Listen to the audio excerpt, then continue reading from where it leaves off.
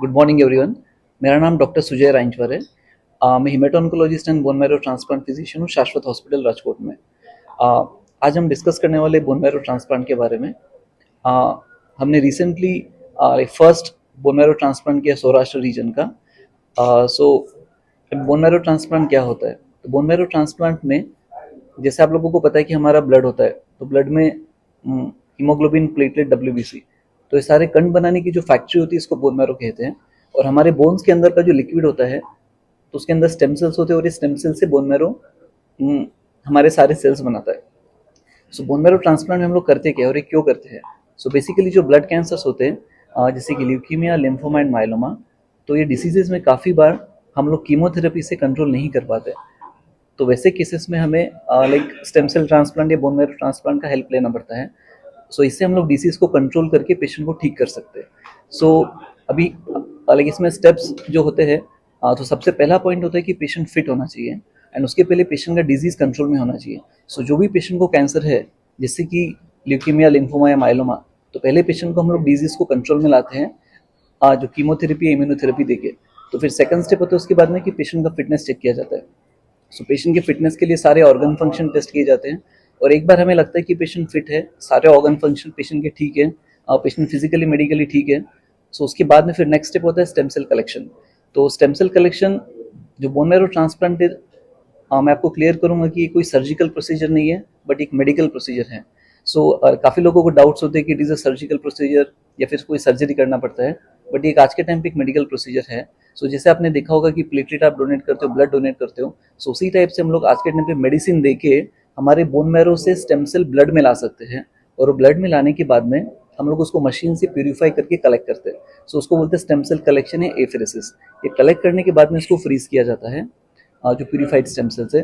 फिर next step होता है पेशेंट को एक हम लोग कीमोथेरेपी देते हैं जिसको हाई डोज कीमोथेरेपी बोलते हैं। सो ये हाई डोज कीमोथेरेपी देने का काम ये होता है कि इससे हम लोग जो भी पेशेंट का बचा हुआ कैंसर सेल्स है तो उसको क्लियर किया जाता है। सो एक बार ये कैंसर सेल्स बॉडी से क्लियर हो गए, फिर नेक्स्ट स्टेप में जो प्यूरिफाइड स्टेम सेल हमने कलेक्ट करके फ्रीज किए थे इसको हम लोग पेशेंट को वापस दे देते हैं।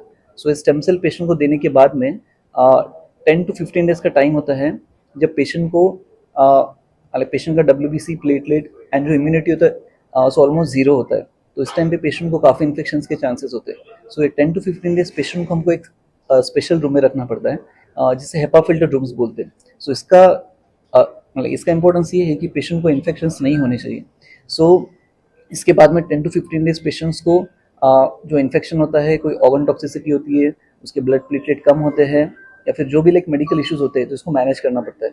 सो ये काफ़ी लाइक क्रिटिकल इंपॉर्टेंट चीज़ रहता है पेशेंट के लिए, क्योंकि कीमोथेरेपी देना तो एक काम है बट उसके बाद में जो टॉक्सिसिटीज़ है उसको अच्छे से मैनेज करके उससे बाहर हमें निकालना होता है। सो 10 to 15 डेज के बाद में जो हमने स्टेम सेल दिए प्यूरिफाइड, तो उससे नया ब्लड बनना चालू हो जाता है एंड उसके बाद में हम लोग बोलते हैं कि लाइक ट्रांसप्लांट सक्सेस हो गया। सो लाइक 15 डेज के बाद में हम लोग पेशेंट को यूजुअली डिस्चार्ज कर देते हैं जैसे ही उसके एडिक्वेट प्लेटलेट, ब्लड और हीमोग्लोबिन अच्छे से बढ़ने लग जाता है। सो ये है बोन मैरो ट्रांसप्लांट। डोनर कौन है और patient? Right.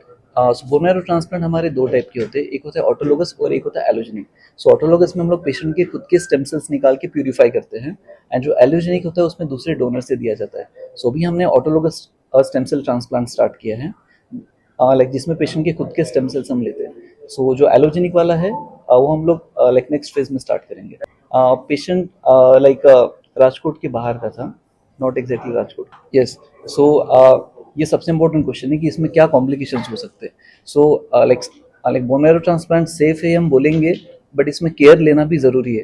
Like completely like riskless होता है ऐसा तो हम नहीं बोलेंगे। इसमें 5% चांस होता है कि ड्यूरिंग द प्रोसीजर पेशेंट को कुछ हार्म हो सकता है या पेशेंट क्रिटिकली लाइक बीमार हो सकता है, ओके, या फिर आईसीयू का ज़रूरत पड़ सकता है।